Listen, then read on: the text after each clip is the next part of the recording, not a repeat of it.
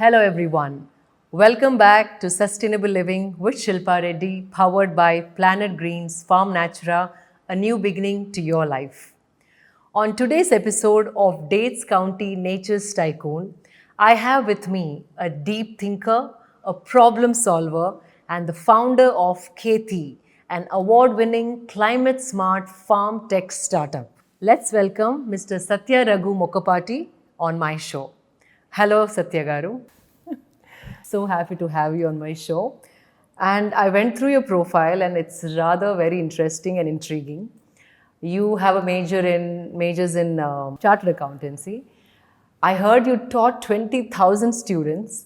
You have written for very prominent platforms, TED speaker, and now pursuing PG in public policy and a green farmers innovator.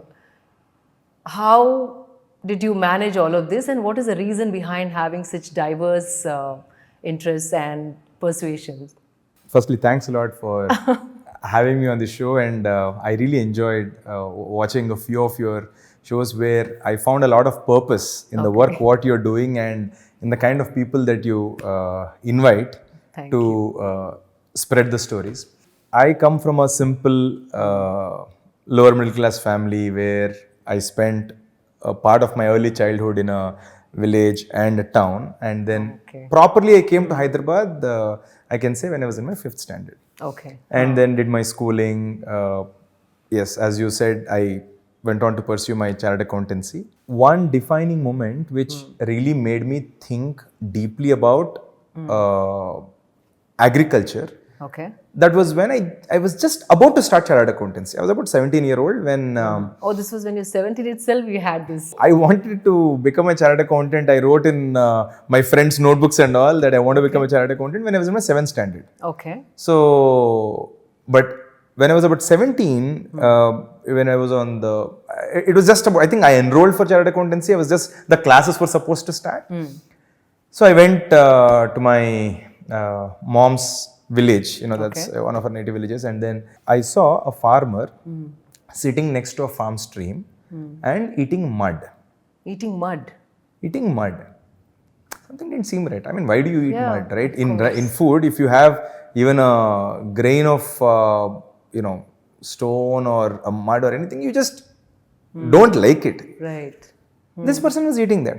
As a 17-year-old, I was playing cricket in those fields, and I saw that. I yelled at him. And I asked, what is this stupid mud eating business? Well, I don't exactly remember what he said. There are quite a lot of things he said, but there was one sentence which I specifically remember. He said, my stomach doesn't know that my pocket is empty. Oh my God. I was not born with a silver spoon, but that is not the level of poverty that I have been exposed to. Right. So, I came back and I spoke to my grandfather about it. My grandfather was a freedom fighter, my dad's dad, and mom's dad is a farmer. So I told him, in Telugu, Tatgaru is what we call him. I said, Tatgaru, this is what I saw. I was really angry, that typical 17-year-old, just sharing up all of that. Yes. So I said, something should change, we should fight. With all his calmness, he said, what it requires is not fighting. If you see somebody on the road without footwear, most people ignore. Right. But a few people just think, oh, this person doesn't have footwear, is all they see. But very few people try to understand the root cause that maybe this person doesn't have money enough to buy footwear. Right? So going to the root cause is really important to address a problem. So this is what your father told My grandfather. Grandfather. And he said, wise man. Oh, absolutely. He is one of my greatest influences in life. So he said, think about it. What is the root cause? And try to find a way to address from the root cause. I continued my chartered accountancy. I joined PwC. I was working. Say, for example, on an assignment, if I went to Bangalore, over the weekends, I used to just, run away to the nearby villages to understand what exactly happens.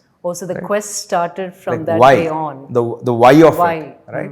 Then same thing. Doesn't matter which city I go to over the weekends, just escape. Or early mornings or evenings, just read up.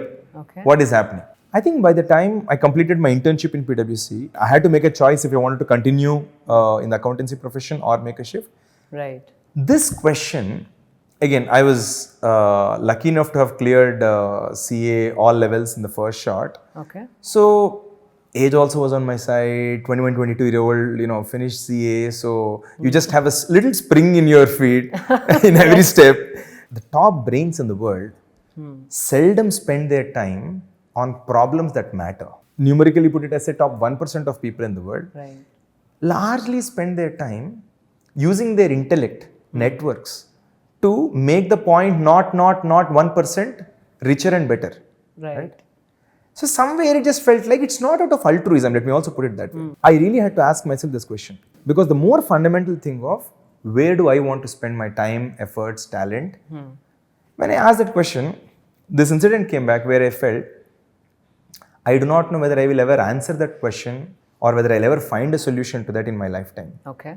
But can I sincerely invest my time and efforts and talent and resources in discovery of that answer? Okay. So it's more an input metric, Right. not an outcome, right? Outcome will happen. That was a choice I made. So that's when I made a shift. I moved out and then I started, farming. Okay. So with my, I started Cosmos Green. Cosmos Green again as an ethos. Cosmos is universe, green. So how do you, in whatever way, right? How do you make this a greener planet, right? So that was the larger calling. Okay. So how do you make this planet a greener planet, Okay. a better planet? So Cosmos Green started that way. When did you start this Cosmos Green? 2011. It's about 10 years ago. We started 10, 11 years ago. We started Cosmos Green. And first 3.5 years of Cosmos Green was do farming. You yourself Me, do farming. my co-founders, we said do farming. Because before you try to solve, before you say, oh, I have a solution for the farmers, so do farming and figure out first of all whether you can make sense or not. Absolutely. Right? So we had a couple of amazing mentors and people who backed us, Mr. Ramakrishna, Mr. Jayaraman Garu. So these are some people who backed us where they said, okay, you are genuinely passionate about it. We know what alternatives you are choosing to let go to prioritize this journey. So they really backed us. And we started farming. Then something fantastic happened. So about 3.5 years, in about 250 acres, we were doing farming in 2 pockets. 250 acres? Yeah, so about 140 acres in Raichur and about 110 acres near Shadnagar. Okay. Our idea was basically, let's do farming, let's see whether there is a way to make it work. I grew up, and also the narrative with which you read in the newspapers is, farming is a failing profession. Right? Farmers means they are poor people. Farmers are poor people. Farming is a failing profession. Farmers have to inevitably migrate. This is the narrative with which you grow up. Correct. Right? Even my father used to tell me in my childhood, if you don't study well, you will go back to village and do farming. So, it is the most unsexy way to communicate or create an aspiration in somebody. You're right. Right? How that is how we were raised. So, from that point, they say, okay, you have studied something which is considered to be reasonably difficult. You studied something which is considered to be reasonably difficult and you cleared. Now, how can you use your time and talent to do something which you would have been forced to do had you failed in everything, right? So that was a funny choice. So that way we started farming, and that was a time when we clearly understood that the kind of climate risk, how it was affecting farming on a day-to-day basis. And then from Cosmos Green, how Keti world, all those things happened gradually. But in all this while, how do I run my home? How do I pay my bills? Yeah, absolutely. So that question got me to start classes for CA students for a couple of hours every day. So that is how it just started. Okay. And again, I'm extremely grateful to how life has treated me. Something we just started with 4 students, in the classroom, went on to become a thing where there used to be like auditoriums filled with students, and it's just a surreal feeling, if I just think about it. Always been a child prodigy? Well, I was actually not. I think I was more of a first principle thinker right from my childhood. as I think about it. Okay. I was not a prodigy by any stretch of imagination. If I was a prodigy, I wouldn't have been thrown out of my school, or I wouldn't have been detained in my 5th standard. Okay, that's another story. So Okay. I was fundamentally that first principle thinker. Really curious about the why of things. Right. Not just accepting the the way Ready-made things. answers or Ready-made conditioning. answers. Huh? So one of my gurus, Narayana Rao Garu, from my childhood, he played a big role in creating that inquisitiveness and helping me become a better first principle thinker. So anyway, so that's how teaching happened. But now, through a platform called Indigo Learn, there's an amazing bunch of team that runs that right now. You're still teaching? I am not actively teaching right now. So it's a digital platform through which from a few hundreds and thousands of students, now it's reaching to next league of access to students across the country, across the world. Oh, wow. So but I'm actively not a part of that. So there is a separate team which runs that. The team Indigo Learn. So they that way the teaching is going on. So that's also still on. Yeah, that is on. So my classes go, but I actively don't teach. Got it. Yeah. So tell me about the model of Cosmos Green. Originally, it was just like, okay, how do we get started? Start farming. It's just that's how it started. Okay. But over time, today, standing where we are or sitting where we are, Cosmos Green is a sandbox for innovations to solve some of the largest problems of the world, particularly in the space of climate change. Climate change. Okay. Now, I'll give you an example. How do you create more forests? If that is one statement. How do you preserve the forests which are there?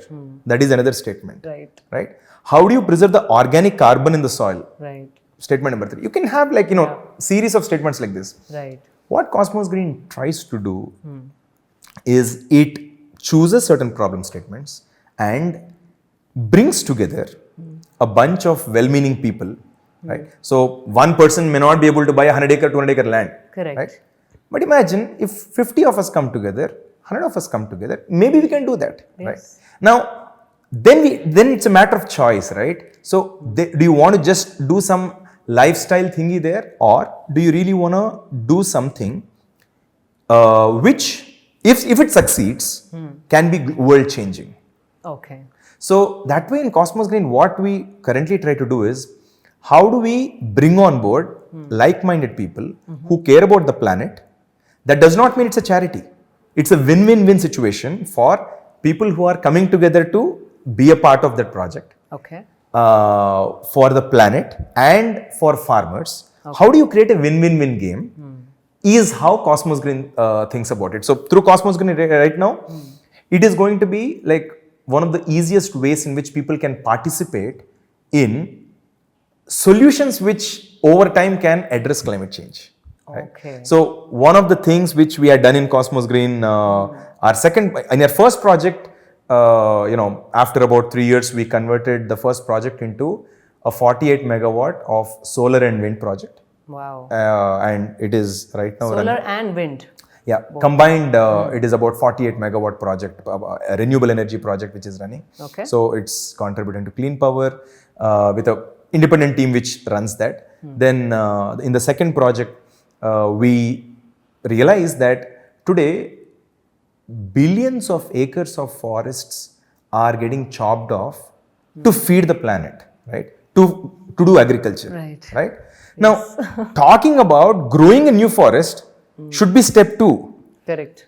First, finding a sensible way to prevent the current forest from being chopped off has to be priority 1. Absolutely. So then how can we grow more from same portion of land? How can the productivity go up? Right. Productivity going up should not be misconstrued as, oh, you're just dumping more and more chemicals into it to make the productivity go up. Right. No, there is a sensible way in which productivity can go up if we bring in right technology. How do we bring in right technology which will make the productivity go up without it being destructive to the planet? Right. Right? That discovery, which of course has to create climate smart incomes for the farmers, climate resilient incomes for the farmers. That discovery got us to this beautiful thing that we do called Keti, where in Keti we design, build and service micro greenhouses for smallholder farmers. Okay. This we started about 5 years ago, and now it is something which started as a small innovation in one of our Cosmos Green farms. Okay. Today is reaching hundreds and thousands of villages across the country. And most importantly, it is a genuine solution which is doubling the farmer's income, putting an extra 60,000 to 1 lakh rupees per annum in the pockets of smallholder farmers That's huge for them. who struggle to make that money even from 3-4 acres of open field farming, right? So such solutions, again, it's a sensible solution of where you're bringing technology, which is helping the farmers, is also helping the planet, where we use hardly 2% water compared to what is used in open field farming. Tell me, how is that? Like, what is the technology behind it? Honestly, it is a very simple solution, right? The beautiful thing with what we do at Keti is it is so simple, so commonsensical, such first principle thing. Okay. My co-founders and I, by then we already did Cosmos Green for about 3.5-4 years, and we realized open field farming cannot be a solution for farmers at scale because of increased heat, increased pests, reduced water. So clearly open field farming, take 15-20 years from now, it can only be on a downtrend. Correct. Right? Yes. Then what is a realistic solution for that? And also with the climate change, untimely rains, I think now it's even more unpredictable. Right? What we had done was we kind of spent about 6 months spending time with farmers, Okay. hearing from them what they have to say. Okay. And that is one of the best things that we had done. Listening to those farmers without putting our bias Right. on the table. It was difficult, let me admit, but that was like a accountability practice that we had to really build and learn. Yeah, it's their problem you're going to solve, so you have to listen to them. Right? It's not, I like to solve that problem, that is a cool problem, I want to spend time on that. No. What is the problem? How are they articulating that problem? What are their unmet and unarticulated needs? Okay. Right? Let us understand that.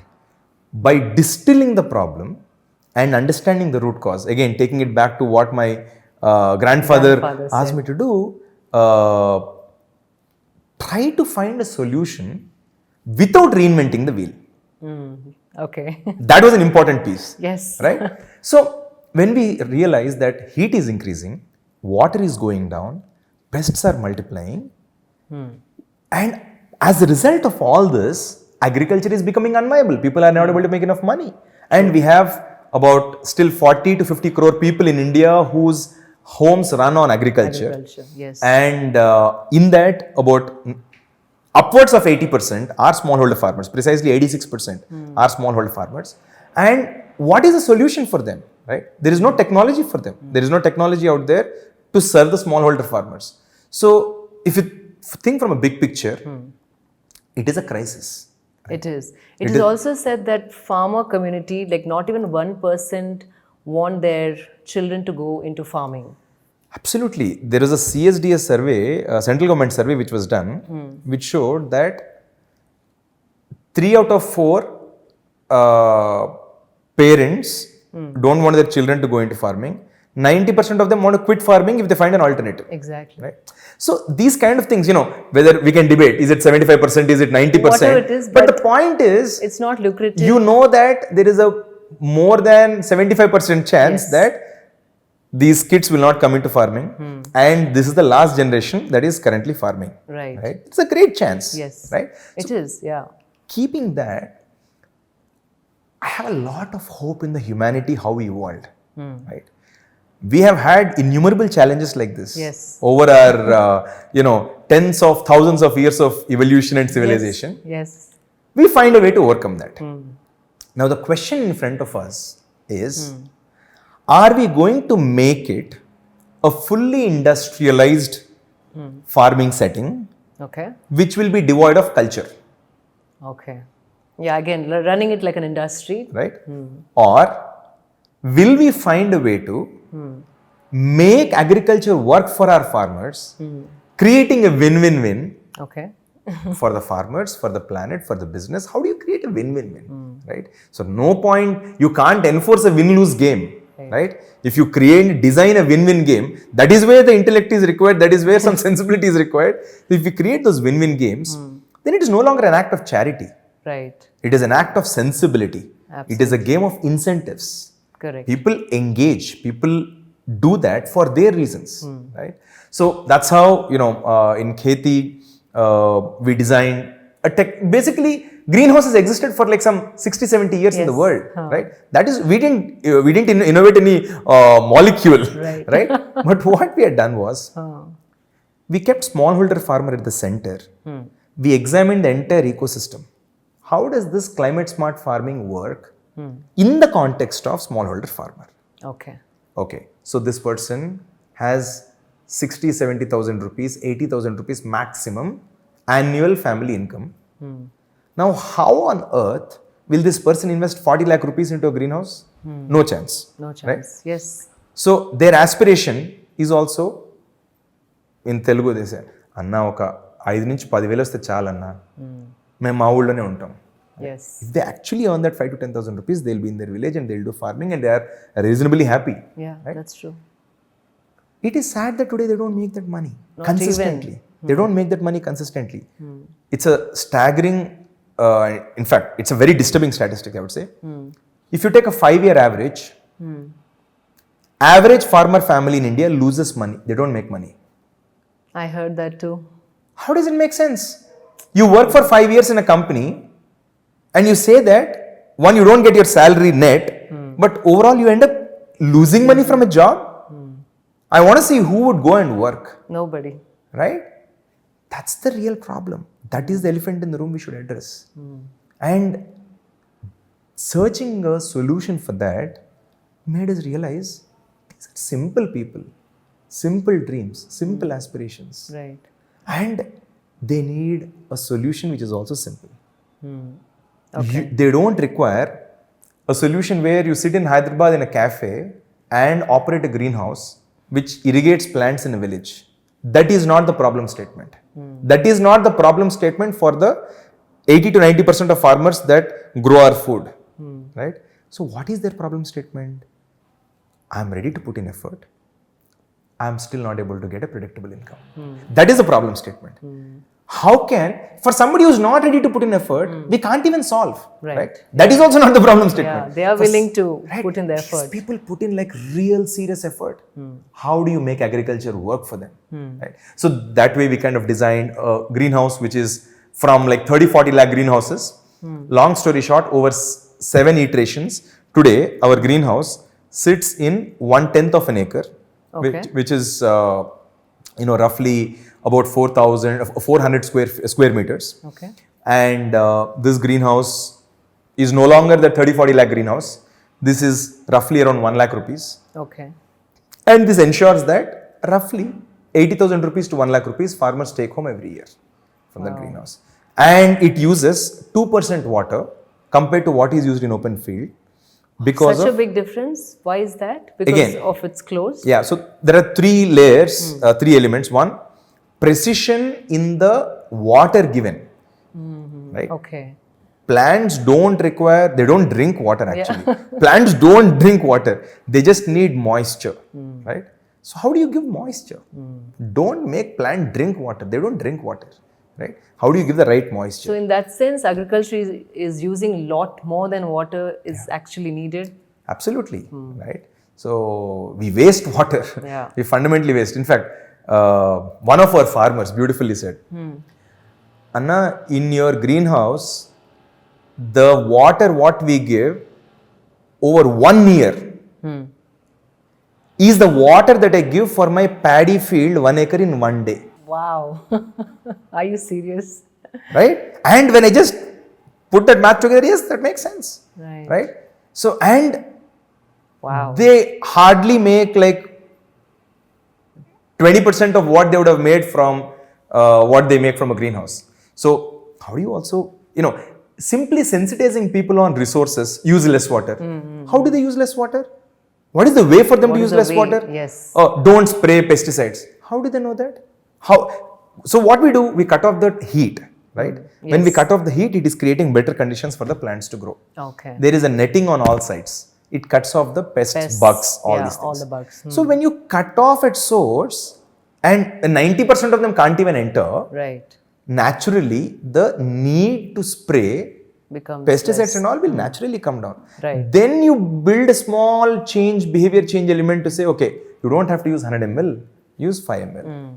So that is a realistic way in which we can move people towards safer farming, sensible farming, versus saying, no, this is bad. Oh, no, people in cities want organic food.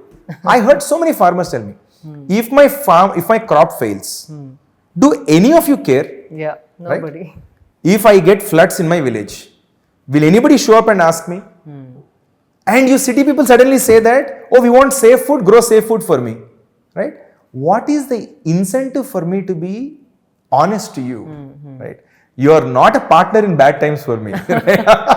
That's right. Right. That is where we have to really build these sensible solutions, Right. which meet the realities of where they are and the aspirations of the world that where the flow naturally is. So that's how we kind of thought about Keti and what we designed. Okay.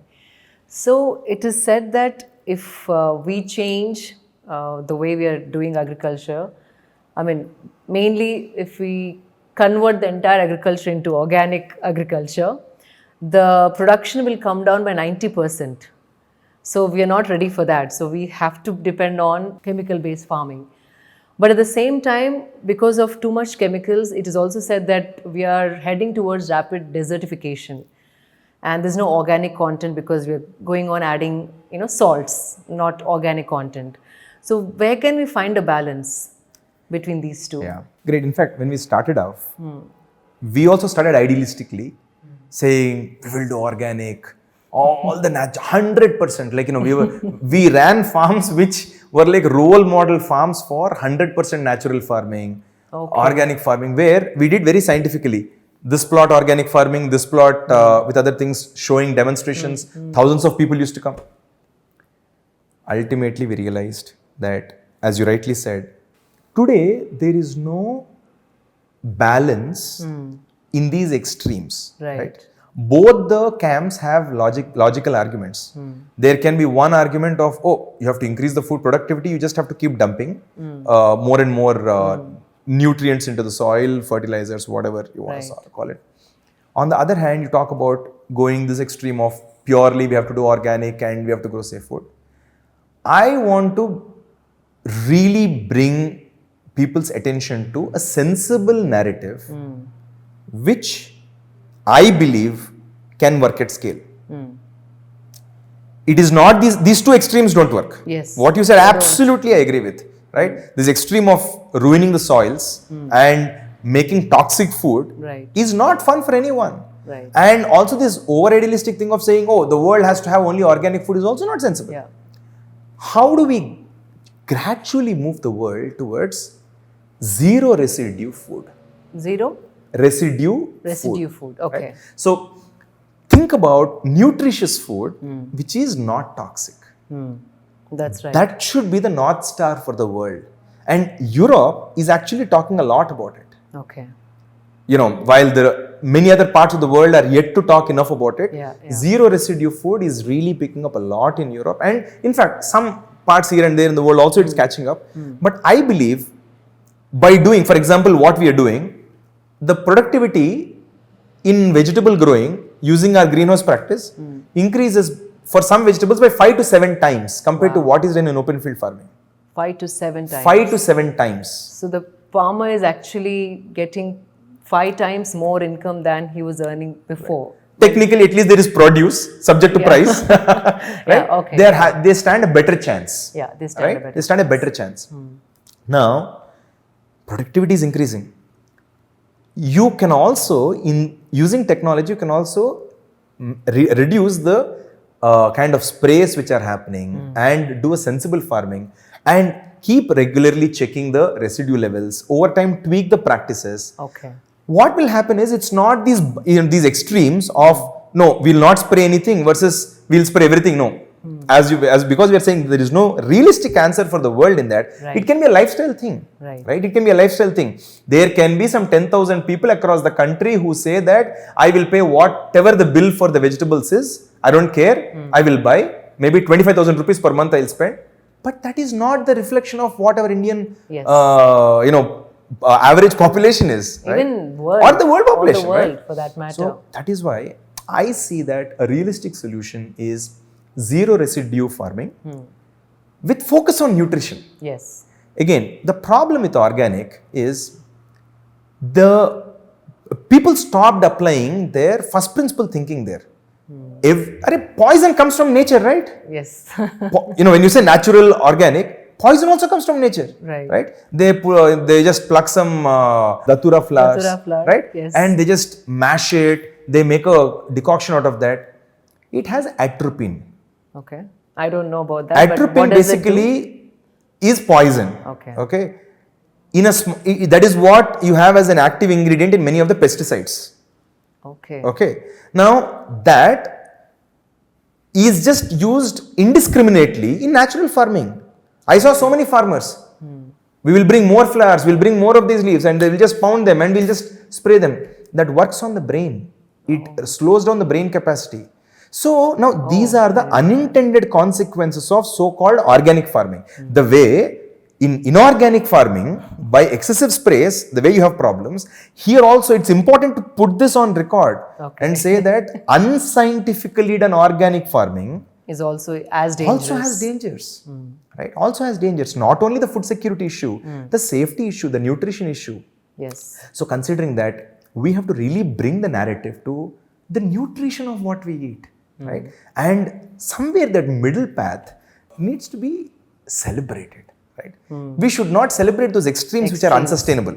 Yeah, unsustainable. Not everybody can access either this or that. Right? It can't be a thing of privilege, right? Can we simply say safe food is a thing of privilege? Right. The top 1% of the world can eat safe food. Rest of the world has to eat whatever nonsense is produced. That's not a sensible statement to make. Absolutely not. Coming from that place, we have to create a sense of awareness, and we have to celebrate zero residue farming. We have to celebrate nutritious food. And that is where a blend of, both have their good. Yes, of course. Yeah. How do we stop doing this mudslinging against this fight, and how do we middle ground how do we bring the good of both and say this is the new normal we want to celebrate, right? This is an example for the world to emulate, right? So that is what I believe can be a realistic path. So what is your idea about FPOs? Farmers fundamentally have this issue of disaggregated land holding. Okay. Smaller land holdings. With every additional day, it can only become smaller and smaller because of the ancestral or generational property rights, inheritance, all these encroachment things. most of the time. All of that. So that's a separate story. Yes. So what FPOs are trying to do is farmer producer companies, as they call it. Yeah. They are trying to create a way to get the farmers together to create economies of scale, right? That requires a small mindset thing where we should stop looking at Indian farmers' land holding. Small land holding should not be seen as a bug. Okay. Small land holding, first of all, should be seen as a feature of Indian agriculture. Yeah, it is. You're right about Right? it. It is not a bug in Indian agriculture. Yes, it is a feature of Indian always been agriculture. there. Right? So then you are less judgmental about it. Correct. You are more reasonable about it. Okay. And then, if this is the feature, what type of ecosystem is needed on the inputs what they get, on the market linkages what they have? How can we create economies of scale? I'm a great believer that over time, farmer producer companies are going to be the true backbone for the farming sector to thrive. Okay, yes. I'm a true believer. Today we are in the early stages, yes, where we are just putting them together, forcing people to just form part of these groups. Correct, yes. And not creating enough activity and momentum in those groups. Somewhere on and off you find bright stories, but That's 1 in 25, 1 in 50. But it will take time. But I'm a believer in long term. Right. This is really a great solution which will help Indian farming thrive. That's the future is for farming. Also, how can a farmer make as much money as an engineer or an IT professional? Because I think he puts in the most physical hard work, and the knowledge that he has is so intrinsic. Why I'm saying intrinsic is, it is said that even if you do PhD in agriculture, you can't really handle farming if you're not born into it, or if you don't know to read the signs of the climate, or it's an intrinsic knowledge which has been passed on from generations. So what would you say about that? See, my answer on this will not be the most politically right to the ear. Okay. Any profession or business which requires you to, if physical labor and hard work is what it takes to make you thrive, it is not the top end of the professions. Yeah, that's right. The work which requires brain and you connecting those dots and making things work is where you, the evolution has always taught us that, right? Right from our hunter-gatherer society Not the to today. muscle power. It's not Not always the muscle power. It's the most dispensable thing, right? The muscle power is the most dispensable thing, right? There are 4 super muscular guys and one guy who is as lean as me, who just has a gun, right? Yeah. Or a sword, right? So the muscle power is the most dispensable one. Correct. Right? So considering that, I feel over glorify the hard work which goes into farming. And we attribute that for that hard work, they have to get a lot of result. Whether we like it or not, farmers will enjoy farming, particularly, right? So generationally, every next generation wants more comforts than the previous generation. Correct. Who can deny this, right? Every next generation wants more comforts than the previous generation. And it's been that that's way. an evolutionary, that's an evolution, right? Yes. So considering that, we have to fast track our journey from the traditional farming to smart farming. We should not celebrate back-breaking farming. We should not celebrate that. We should celebrate journey from back-breaking farming to same farmer doing smarter farming without it being back-breaking and slowly adding greater comfort to their work, which can start slowly becoming aspirational for their next generations to possibly look at that. Right. But how would a farmer, for example, if that person is a father of a young kid, how is that person going to be the most aspirational role model from a career point of view for this child who today has access to so much of technology and their aspirations are around, every profession other than farming, right? So to change the narrative, you have to change what we celebrate, right?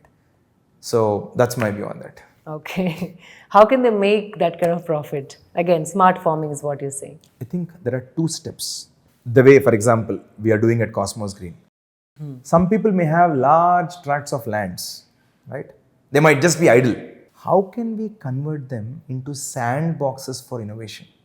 Okay. Right? Innovating for the real problems. Okay. Right? So innovation. Innovation, right? See, a lot of environmentalists will go out of job if sensible scientific innovations come in. Now, again, not the most politically pleasing statement to hear. Okay, it's interesting though. Right? But think about it. You can shout at the peak of your voice, you shouldn't use cars, you shouldn't do this. But the moment a sensible technology comes in, which is helping you with mobility and also has clean power, right? Then you will say, oh, then that's okay, right?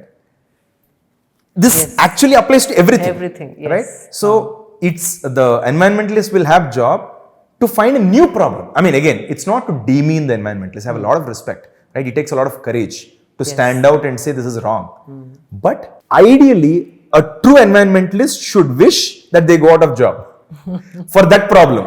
Right? Okay. A true environmentalist should truly think they should go out of job for that problem, and the world changes and course corrects to get there. So again, bringing it back. So we have to innovate. Why I believe in the power of innovation is we can just, like, again, I might just go ahead take it back to what my grandfather said. It is not just shouting out of anger. That's true. Right? Find the problem. Find a solution. Go to the root cause. Create sensible solutions. Right? Get the market ready and scale. That's true. And they have to solve the problem at scale. Right? It is not just solving in 5 villages, 10 villages and they ending. No. Right. We need solutions which can scale. Right? So these are all tough journeys. These are all tough. So having, now that you spoke about scaling, how much scope do we have, like in Indian farming, for more Ketis like yours to come up? We believe that thousands of organizations are needed to do this work. To address. Thousands of organizations. So how would you inspire or advise the youth to come into what you're doing, which can be profitable, wherein they can see a bright future, at the same time addressing this, because you said there's room for so many more Ketis like that of yours. One thing I personally do believe is pure altruism is short-lived. Short-lived. When people talk about solutions around climate, around sustainable solutions, some people just go to the extreme of saying, I may not make money, but I want to do it. Right? It sounds nice on a television, but it is not realistic. It is not. Right? I'm deeply inspired by one sticker I saw on my co-founder's laptop. Do good, make money. Okay. Right? Yes. It's not this or that. Right. It is this and that. So economy, ecology should have a perfect balance. Absolutely, right. So, and the largest problems and the best solutions, if you want to marry them, you really need to create sensible businesses over time, which I'm not even talking about sensible non-profits, I'm talking about sensible businesses over time, who think about this win-win-win. If I'm doing all this work, how do I win? Right. How can say people win or the farmers win, or how does the planet win? Creating those win-win-win solutions. Right? Absolutely. And for that, there are a lot of amazing people doing amazing work. Right? And a great beginning point, I think, is working for a couple of years with them. Yes. Understanding the journey. If somebody spends 2 years with an entrepreneur who spent 10 years, there is a good chance that this person gets an accelerated learning. I'm not saying they may become equal. This person might actually do something way better, but at least there is a visibility into some accelerated learning. Correct. Right? So that is a good way to begin. Right? Work with good enterprises. Keti would also be imparting the knowledge that you gained and learned over the years to people who want to get into this. Well, Cosmos Green does that, Keti does that. Not just us. There are so many organizations which are doing this kind of work. Okay.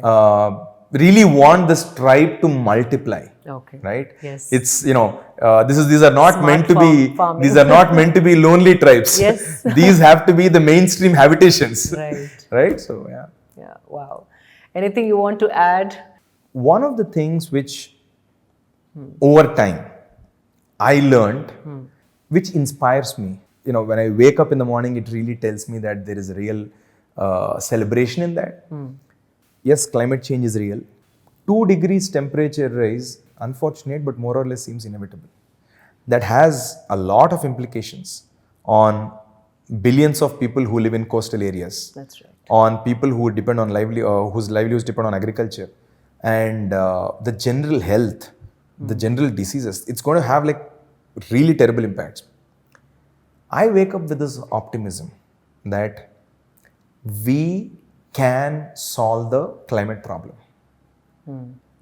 It's not merely we can just adapt. We can mitigate the climate problem. I'm a massive believer in that.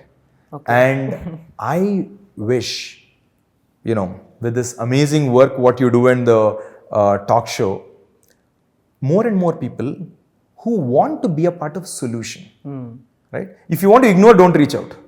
If you want to simply crib and complain, don't reach out. Yes. But if you want to be a part of the solution, right? There are many ways in which you can be a part of solution. That's true. You have a piece of land, big piece of land, you want to use it as a sandbox for innovation, that's a way. You want to give your time and talent, that's a way. There can be many more ways. People just want to fund such innovations. But I am 100%, well, it might sound arrogant, but I wake up with this belief. Okay. While there might be the other side of me which says, I have to be skeptic, Yeah. right? Okay. With the belief that collectively we can solve this climate problem. Of course, that is very optimistic, but what role does the government and policy make? Because I think only when that comes into place can there be a huge change that can be, substantial. I will just slightly flip that. Over time, some evolved politicians who take some sensible calls, sensible policies is one aspect. Okay. A lot of times, the economics and the policy, the politics and economics of a policy often don't converge, right?